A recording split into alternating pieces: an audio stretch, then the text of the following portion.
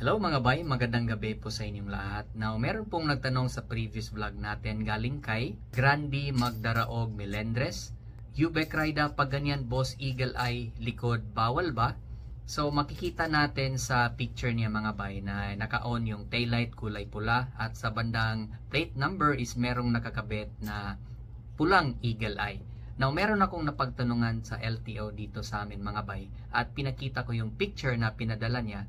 At ang sabi niya mga bay is bawal po daw yan kung saan nakakabit yung eagle eye sa bandang plate number. Ang rason po daw is unauthorized modification po yan at originally hindi po ganyan yung design ng stock ng Honda Click. Wala pong eagle eye na nakakabit sa likod at in addition daw nakakasilaw din po yan daw sa likod or nakasunod sa motor. Kaya bawal po yan, may multa po yan na 5,000 pesos. Sana nasagot ko yung katanungan mo bay.